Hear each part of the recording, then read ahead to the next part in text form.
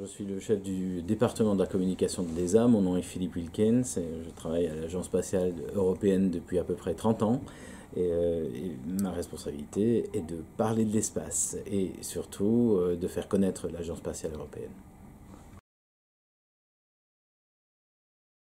Alors, mon parcours, il est né d'un des projets qui me tient le plus à cœur, c'est la Station spatiale européenne. Donc, la Station spatiale internationale contient une petite station spatiale européenne qui s'appelle Columbus.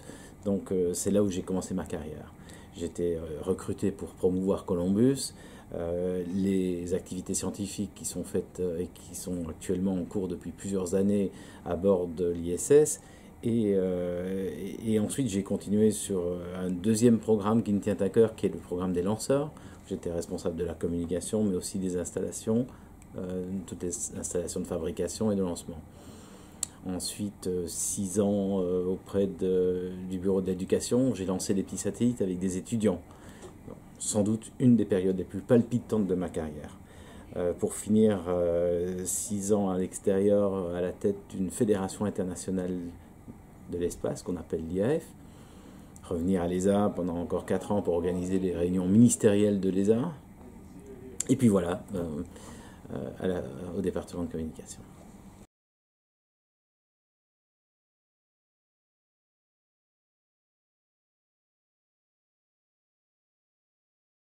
Alors notre milieu ici est un milieu un peu particulier puisqu'on on fait de la communication institutionnelle. Donc on ne fait pas de pub, on ne fait pas d'opération coup de poing pour faire connaître notre marque comme une société privée. Nous sommes payés par les citoyens européens. Donc cela ne nous empêche pas de faire évidemment de la promotion de nos activités et d'avoir des partenariats par exemple avec des sociétés privées. Mais essentiellement, notre travail est de la communication institutionnelle et on fonctionne comme une agence de communication normale. C'est-à-dire on a un service de presse, on a un service d'événements, d'expositions, on a un service lié à tous les médias sociaux, brochures, etc. On fait des films, on a nos propres caméramans, nos propres équipes et tout cela est coordonné ici à Paris par notre équipe, mais nous sommes représentés dans pratiquement tous les centres de l'Agence spatiale européenne. En France, en Allemagne, en Italie, en Espagne, même à Moscou, à Kourou, donc nous avons des équipes un peu partout.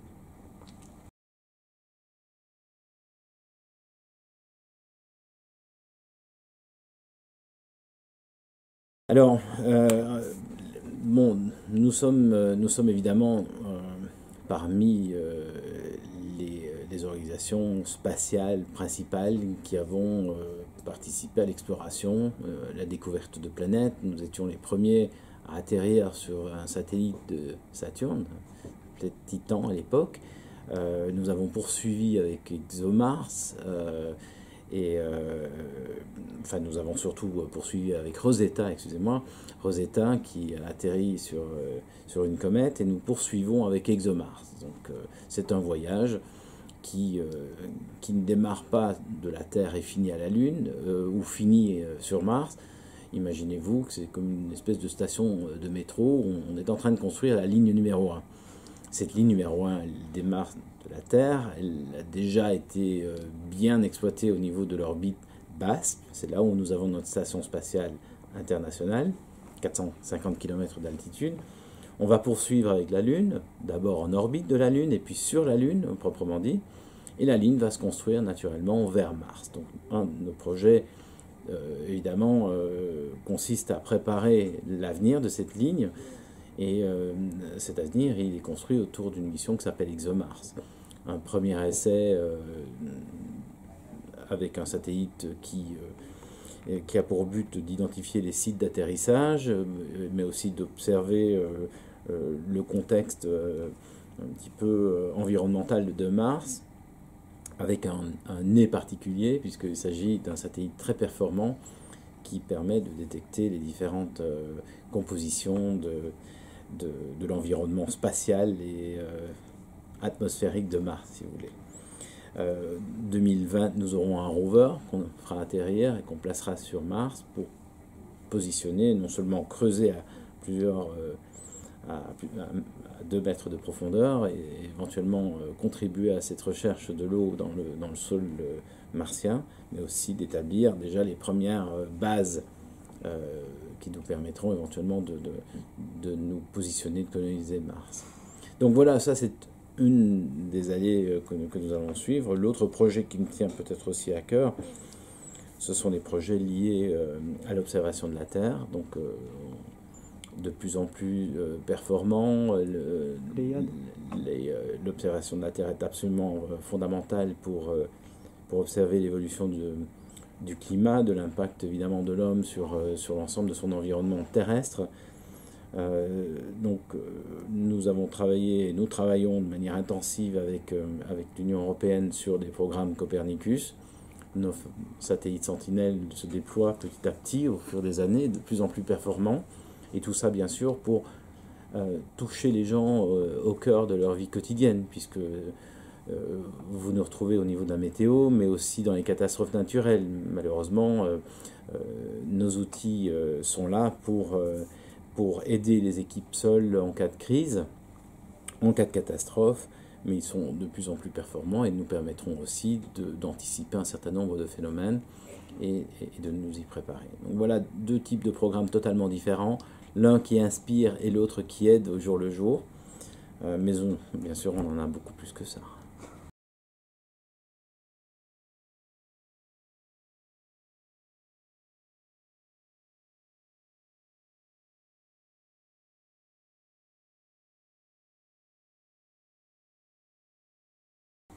Alors actuellement, l'Europe est numéro 2 dans la course à l'espace.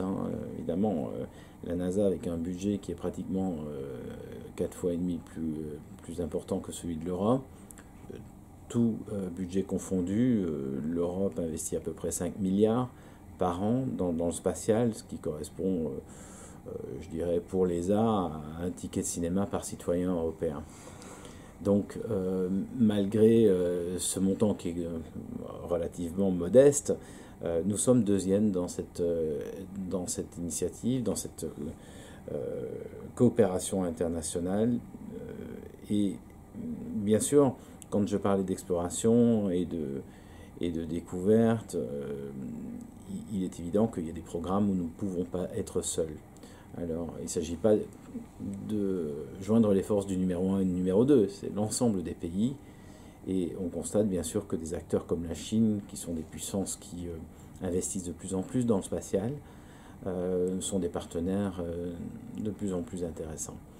Les Chinois ont mis en place un système très progressif où ils ont appris à maîtriser l'orbite basse, à définir leur station spatiale à eux, à vivre dans l'espace, à avitailler aussi leurs modules, et peuvent regarder vraiment en face l'ensemble de la communauté spatiale avec un outil assez performant.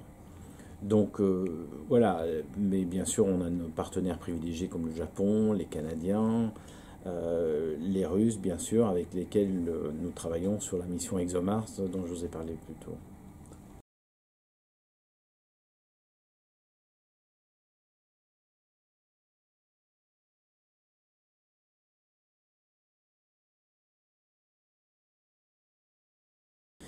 Alors on peut dire que l'histoire spatiale a eu des tournants. Donc la naissance, c'était de toute évidence au siècle dernier. Elle est née d'une compétition. Donc en pleine guerre froide, nous avions deux leaders. L'Europe n'y était pas. C'était vraiment les États-Unis et l'URSS à l'époque. Donc cette première phase qui est peut-être la naissance du spatial a eu lieu au siècle dernier. Le deuxième virage, on le sent pratiquement dans cette période actuelle, qui est un virage technologique, mais aussi un virage d'acteurs, où des acteurs nouveaux rentrent sur le secteur. À l'époque, il s'agissait d'un groupe assez spécialisé. On parlait de grandes organisations spatiales comme l'agence spatiale russe, l'agence spatiale américaine. Et puis nous sommes nés en 1975 de la fusion entre 2 organisations des années 60. L'agence spatiale a été créée en 1975 et donc a vécu à peu près une cinquantaine d'années. pour finalement nous amener à un moment où d'autres acteurs du monde privé viennent s'insérer et apportent leur vision des choses. Un petit peu comme dans l'informatique, vous aviez aussi des acteurs nouveaux qui ont créé cette disruption. On constate que les GAFA aujourd'hui, les Google et les autres, sont en train de nous bousculer. Certains milliardaires comme Elon Musk et SpaceX changent les codes, bougent les lignes et nous poussent à réfléchir à d'autres méthodes. Donc voilà, aujourd'hui ce contexte est différent. Donc est-ce que c'est le crépuscule d'une période ou est-ce que c'est l'aube de l'autre? On est au balbutiement de l'exploration spatiale. On est à la petite enfance de la connaissance de notre environnement.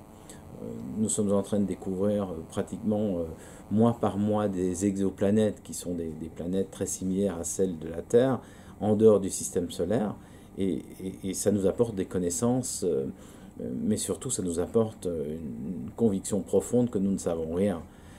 D'autres satellites comme Planck nous ont apporté une image fabuleuse qui était l'image des quelques moments qui se sont déroulés juste après le Big Bang. Donc ce sont des images qui nous interpellent, qui nous apportent des années et des années d'analyse pour notre communauté scientifique. Pareil pour des changements de paradigme, comme par exemple les satellites Gaia ou LISA Pathfinder, qui nous donnent des informations qui pourraient remettre en question quelque part les théories principales auxquelles on a fait référence au XXe siècle, comme celle de la gravité et les ondes gravitationnelles de Einstein. Donc, sommes-nous au crépuscule de cette théorie-là et à l'aube d'une nouvelle théorie? L'espace est infini et nous n'en sommes qu'au premier pas. C'est parfait.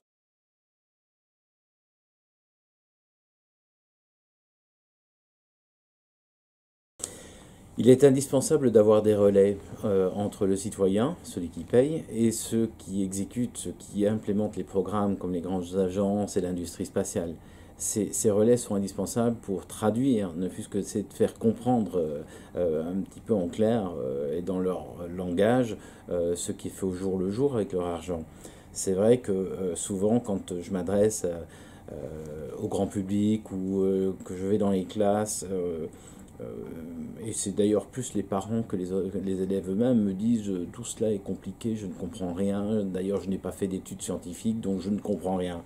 Euh, c'est dommage parce que tout ça est facile à comprendre. Même si quand on regarde la télévision et un match international de Coupe du Monde en direct, on ne se rend pas compte de l'existence d'un satellite, de son importance et de sa complexité, on peut savoir que les quelques pourcents du PNB investi ou le ticket de cinéma dont je parlais tout à l'heure investi dans le spatial a contribué à ce genre d'application et de service. Que ce soit dans la vie de tous les jours ou que ce soit dans le monde de l'exploration qui fait que nos scientifiques passent des années à essayer de comprendre quelque chose de relativement théorique. Donc oui, on a besoin de ces relais, on a besoin d'organisations qui vulgarisent, qui mettent à disposition des informations. Et je me rends compte que surtout les associations qui travaillent sur l'astronomie arrivent à avoir une capacité de développer une connaissance fabuleuse de la part de ses adhérents, même parfois supérieure à certains de nos ingénieurs qui travaillent sur les programmes. Donc, pas spécialement nos astronomes, mais on a déjà constaté des experts de ces associations qui viennent faire la vie dure à certains de nos ingénieurs avec leurs questions très pertinentes et généralement basées sur une très très bonne connaissance. Donc ces associations sont importantes, surtout elles sont là pour maintenir cette passion que nous avons tous dans le spatial et il faut qu'elles continuent à assurer ce relais et surtout vers les jeunes générations.